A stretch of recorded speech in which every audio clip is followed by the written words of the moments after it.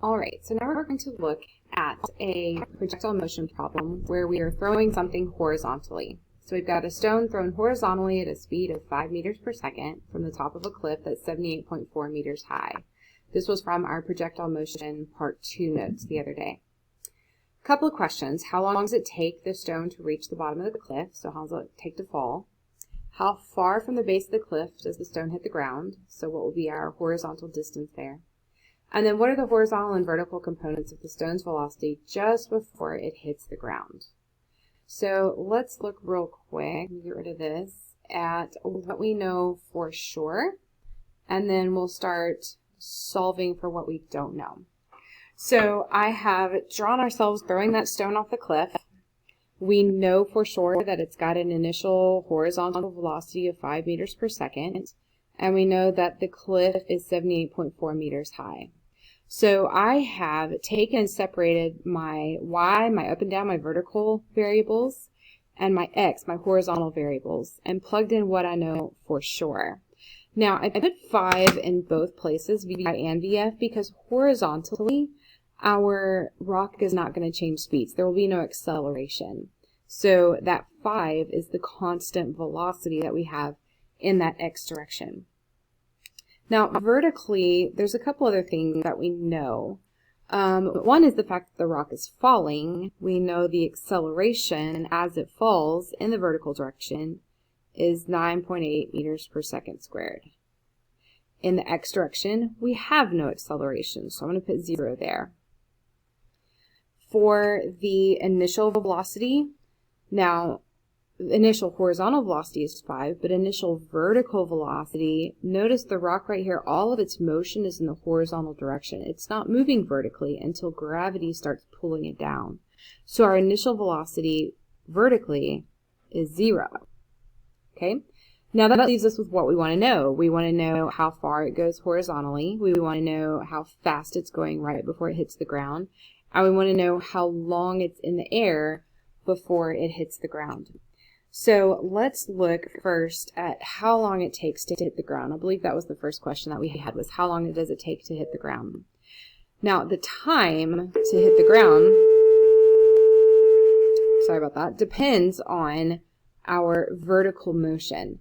Because if there were only horizontal motion, then the rock would never hit the ground. The thing that causes it to hit the ground is gravity pulling it to the ground. Without gravity, if we were doing this somewhere where there were absolutely no pull of gravity, say like the International Space Station, then it would just keep going and going and going horizontally. The thing that causes it to arc down towards the ground is gravity. So our time that it takes to hit the ground is dependent upon this vertical motion. So let's look at this vertical motion. If we know the distance, and we know the acceleration, and we want to know the time, then what formula can we use to get that? Well, I'm going to use df equals di plus vit plus 1/2 at squared. Okay? Now let's plug in what we know for sure. How far it fell was 78.4 meters. The initial position would be the top of the cliff where we let go of it when it leaves our hand. So I'm going to make that 0. That's our starting point. The initial velocity we said was also 0 because until gravity starts pulling it down, it's not moving vertically. Acceleration is 9.8, and then the t is what we're looking for. So that's going to stay our variable for now. Okay, let's simplify a little bit. 0 is going to go away. 0 times time, no matter what that time is, that's going to end up being 0, because anything times 0 is 0. So I'm going to kind of rewrite this a little bit to make it simpler. Okay, now I can really simplify. Half of 9.8 is 4.9. And I want to get that 4.9 away from my time. So if we're currently multiplying, I have to do the opposite of multiply, which is divide. and I have to do that to both sides. Do into one side as you would do into the other. That's our golden rule of algebra. Okay, now I finally need my calculator. 78.4 divided by 4.9 gives me 16. 16 is equal to t squared, but I don't want t squared. I only want t, time. So I have to undo that square. The opposite of a square is square root, so I'll square root both sides. And that means that time is 4 seconds. Okay. Now, time is what we call scalar. It doesn't have a direction to it. The amount of time that it is falling down is also the same amount of time that it spends going from here to here. So that 4 seconds applies to both directions. Okay, no matter how we're moving, we're still hanging in the air for 4 seconds.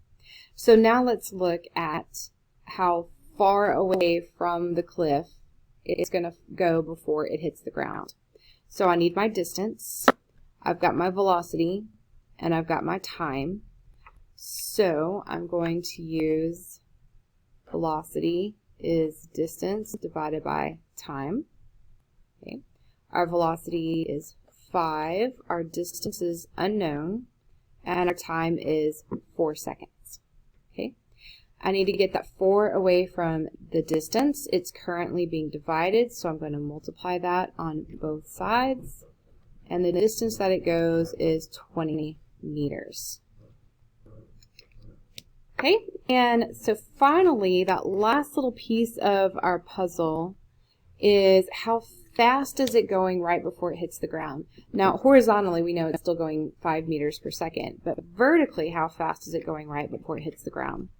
Well, let's use what we know for sure, just in case our time is wrong, which, you know, doesn't have to be, but let's use what we know for sure. We know the height of the cliff, we know the acceleration, so I'm going to use VF squared. Move this down where you can see it, equals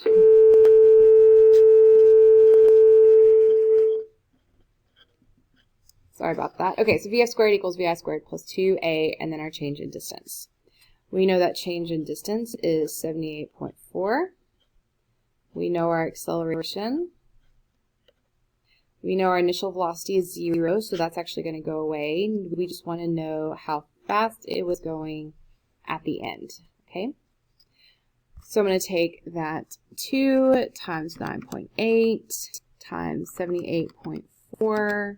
That gives me 1,536.64, which actually equals VF squared. But again, I don't want VF squared, I want just plain old VF. So I'll have to undo that square by taking the square root on both sides. So square root of 1536.64 gives me 39.2. Okay? Now, when the rock is about to hit the ground, okay, we know that it is going down at a rate of 39.2 meters per second. We know, sorry about that, that it is going to the right, in this case, horizontally, at a speed of 5 meters per second. But how fast is the rock actually going? Okay, to do that, you'll notice that we have made a triangle. So how do you think we're going to solve this with our triangle? We're going to use our good old friend a squared plus b squared equals c squared. So a squared plus b squared equals c squared. Then we'll take the square root, and I've got 39.52 meters per second is how fast the rock is actually going.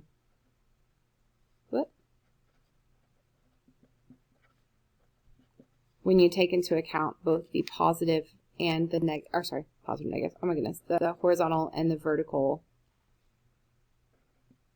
motion, okay? All right, so there is a horizontal projection. We will keep working with these, we'll keep practicing, and look for that next video with our projectiles launched at an angle.